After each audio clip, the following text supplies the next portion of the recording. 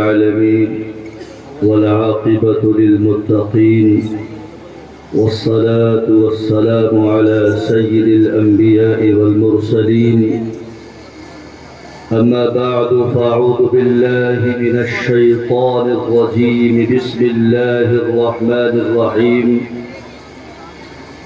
هو الذي بعث في الأميين رسولا منهم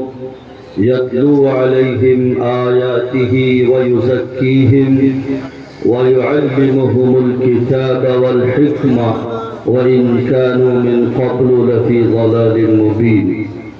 صدق الله العظيم وقال النبي صلى الله عليه وسلم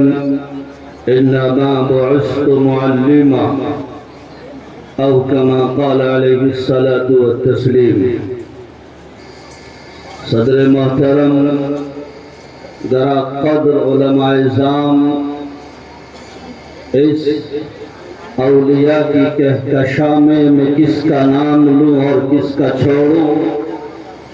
بس میں مناسب سمجھتا ہوں کہ یہاں سے شروع کروں۔ جب کسی بھی ولی کا ذکر خیر ہوتا ہے،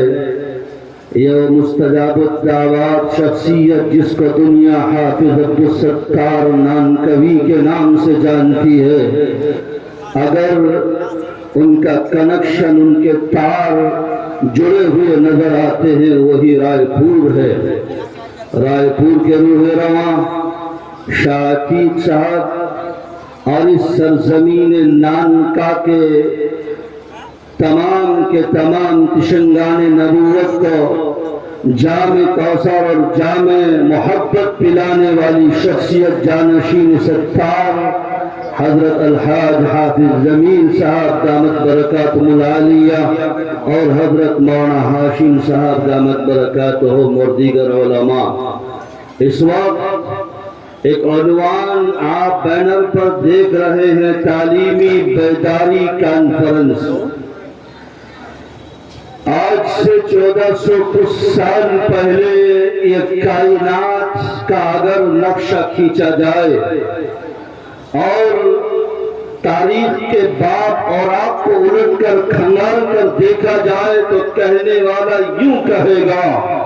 بدی کا زور تھا ہر سو جہالت کی گھٹائیں تھی، بدی کا زور تھا ہر سو جہالت کی گھٹائیں تھی، چاروں طرف ظلم اور ستم کی ہوائیں تھی، ذرا سی بات پر تلوار چل جاتی تھی آپس میں تو پھر وہ جنگ آتی ہی نہ تھی دو چار کے پس میں۔ مگر جب اللہ نے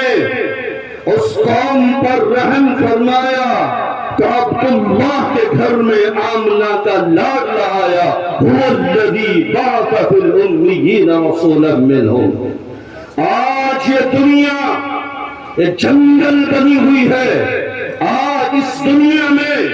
انسانیت کا خون اس قدر سستا ہو چکا ہے، وہی دور اور وہی تاریخ دوہرائی اور لوٹائی جا رہی ہے، جس تاریخ کے اس گھرانی باپ کو، جس دور جہالت کو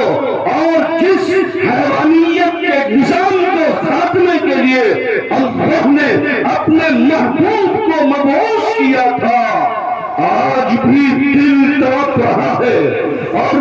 ہماری آنکھیں خون کے آنسو اور لہو ٹپکا رہی ہے۔ اس دنیا میں انسان کا دشمن انسان نہتے مظلوموں انسانوں کو بے دردی کے ساتھ ایک جہالت کے نظام پر ان کو صفائے ہستی سے مٹایا جا رہا ہے۔ مسلمانوں، تب جانا چاہیے ایمان والے کو، المومن کا جسم الواحد، مسلمان ایک جسم کے مانند ہے، اگر جسم کے پاروے میں کانٹا چبھتا ہے اس کی آنکھ چین کی نیند نہیں سوتی۔ علاقل تکفل اشارہ یہ تمام جہالت ہے، اس کا نام تعلیم نہیں، جس سے آج مادیت پرستی بڑھ رہی ہے اور جو جسمانی تعلیم کے ذریعے حیوانیت اور تمام کی تمام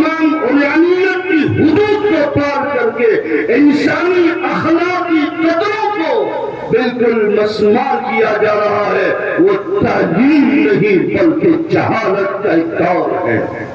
ہمیں تعلیمی بیداری کانفرنس بلانے کی ضرورت کیوں پڑی؟ یہ علماء اتنی دور سے کیوں آئے؟ سجاد نعمانی نیرل سے چل کے یہاں کیوں پہنچے؟ آج مسلمانوں تعلیمی بیداری کے ساتھ اپنے ایمان کی بیداری کی بھی ضرورت ہے۔ آج مسلمان خوف اور ہراس کے ماحول میں جی رہا ہے، جبکہ اس کو یہ تعلیم ہے اور اس کو یہ تلقین ہے، ان الذین قالوا ربنا اللہ ثم استقاموا تتنزل علیہم الملائکہ الا تخافوا ولا تحزنوا وابشروا بالجنة التي كنتم توعدون۔ آج مسلمانوں اپنے دلوں سے خوف نکال دو اور تزلزل اور تذبذب جہاں پائیں مذبذبین بین ذالک لا الہ الا ولا الہ الا، جہاں تک مگر نہیں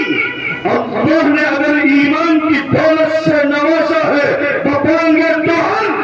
جس طریقے سے آج برادران وطن کہیں بھی کھڑے ہو کر وہ اپنے مذہبی نعروں کو لگاتا ہے، ہم کہہ سکتے ہیں الحمدللہ ہم اللہ کے بندے کلمہ گو اشہد ان لا الہ الا اللہ و اشہد ان محمد رسول اللہ کے ماننے والے۔ ایمان اور مایوسی جمع نہیں ہونی چاہیے، ایمان اور بزدلی جمع نہیں ہونی چاہیے۔ موت آئے گی اپنے وقت پر آئے گی، نہ وقت سے پہلے آئے گی نہ وقت کے بعد آئے گی۔ بہرحال بتانا یہ چاہتا ہوں نوجوانوں، اے جوان مت کر قربان خاک پر اپنی جوانی کو، جوانی کر قربان اس پر دیا جس نے جوانی کو،